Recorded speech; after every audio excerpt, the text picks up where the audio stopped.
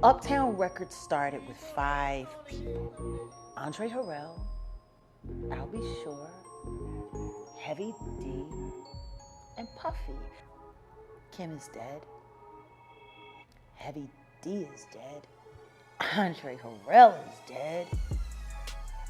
The only 2 left are Puffy and Al almost died. Pocket's a strong dude, yo. I know Duke, you know what I'm saying? Very He's strong. real strong. So when they was Very like, he got shot, I was just more like, again? You know what I'm saying? He always getting shot or shot at. He gonna pull through this one again, make a few records about it, and it's gonna be over, you know what I'm saying? But when he died, I was just like, whoa. The truth has been revealed. Diddy's path to riches was paved with blood. The founder of Bad Boy Records has now revealed the horrible sacrifices he made to become a billionaire, and it's enough to send chills down your spine. Diddy's revelation has left many wondering exactly how far he was ready to go for fame and wealth, from strange debts to diabolical dealings. So, what occurred on his path to becoming a billionaire? And what or who did he give up along the way? Keep watching to find out. The infamous musician and music executive of the 1990s was involved in numerous murder schemes. P. Diddy's net worth was estimated to be $900 million in 2022 by Forbes, which has since greatly increased. He's nearly a billionaire, but at what cost? He cost us all the lives and talents of hip-hop music superstars. However, most people are unaware of the scope of the harm Puffy has inflicted on his own. Tupac Shakur was reputedly one of the first sacrifices made by Diddy. Tupac Shakur was and continues to be one of the world's greatest rappers. Although there were many speculations about Diddy being involved in the murder, Keefe D, the main suspect in the case, revealed some interesting details in a recent interview with Vlad TV. There was supposed to be $1 million that Zip was supposed to bring back, but he ended up keeping the money and buying a nightclub with it. You guys never got any money Never. for anything. Nothing. D went on to say that Diddy wanted both Tupac and Suge Knight dead, but things didn't turn out exactly as planned. He admitted that his nephew, Baby Lane, pulled the trigger that killed the artist. I wish you can enter the FBI's. They don't do shit like this. You know what I'm saying? Greg Hayden, he was just a LA detective. You know what I'm saying? This murder was like destroying the ultimate barrier, and there was no stopping him now. Following Tupac's death, Diddy began planning the assassination of Biggie Smalls, the lyrical genius. Gene Deal recently cited Diddy as saying to him and his homies, Something gotta change. I don't give if Pac gotta die, Big gotta die, or Suge Knight go to jail. Something's gotta change. Then, after the murder, Diddy wanted to wash his hands of the problem, so he lied to Biggie's mother, Miss Wallace, about Gene Deal. Gene could only meet Miss Wallace to tell her the truth when his frat mate overheard her chatting. She said, you know Gene Deal? She said, because I asked Puffy, and he said he didn't know him. But the show sent the FBI and the LAPD to my job. His people did. Gene later said that Puffy disguised the fact that Gene was his bodyguard because he knew he would tell Miss Wallace the truth. He knew that I was going to tell Ms. Wallace all what happened. Because he know I exchanged that night. Even through interviews and publications, Gene has worked relentlessly to inform the public about Diddy's true identity. He even wrote and was going to publish a book. When Diddy approached the same publishing business, he offered them $1 million in exchange for dropping Gene Deal's book.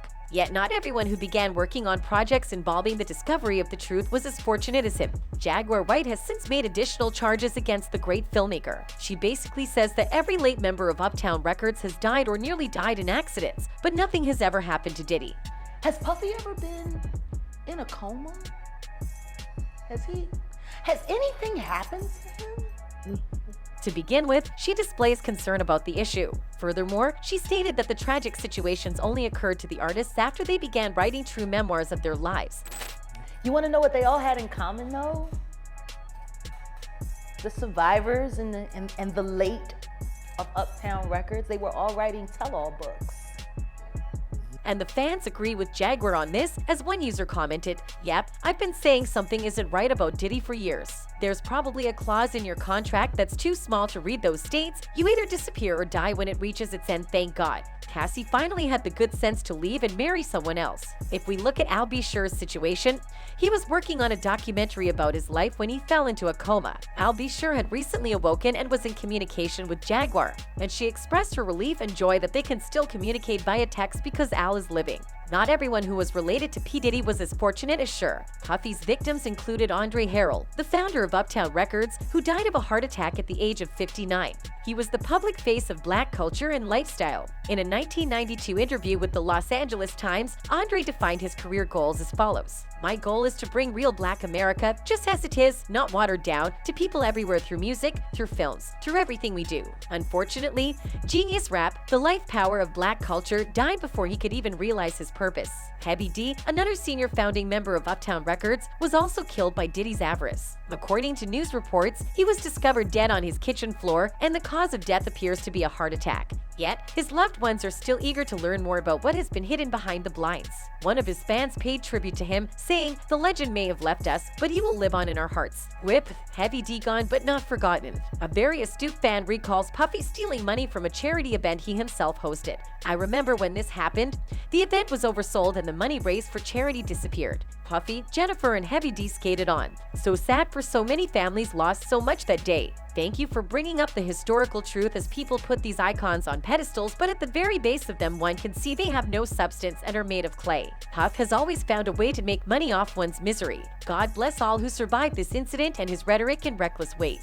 With all of Diddy's sacrifices, we must not forget Kim Porter's terrible death. According to the initial coroner report, the cause of death was pneumonia, yet she was the longest-serving employee of Uptown Records, as well as Diddy's personal assistant. Her death was probed further, and several shocking facts were revealed. According to another coroner's report, there was no known history of drug misuse or drinking and no symptoms of trauma. According to the study, if Porter had flown to Africa before becoming ill, she did not have any health issues when she returned from her trip. Jaguar believes Kim was poisoned and implied that the perpetrator was none other than Diddy himself. Even after all these years, fans are dubious about the fashion model's sudden demise. As one of them put it, "There is something so weird about this." Others admitted defeat by expressing painfully obvious facts. What it to me was, she had money, had the best Medicare and healthcare insurance, access to the best doctors, and if it was just simple pneumonia, she didn't have to die from that. I believe someone poisoned that woman just like what happened to Pimp C. Another fact was added to the list. Nobody is talking about the fact that her best friend Kim Orlee just vanished after Kim Porter's death.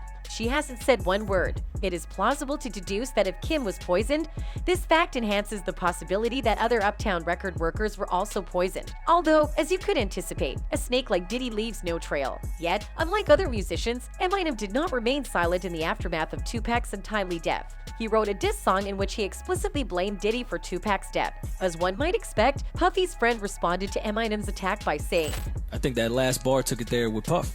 And I'm speculating here, but that was some shit." Nothing to speculate about, nothing to talk about. Puff said it's in his hands, and he said I can say it. However, when confronted about these allegations in an interview with The Breakfast Club, Diddy refused to discuss them and dismissed them as total nonsense. Yeah, check this out. We don't talk about things that are nonsense. We don't even entertain nonsense, my brother.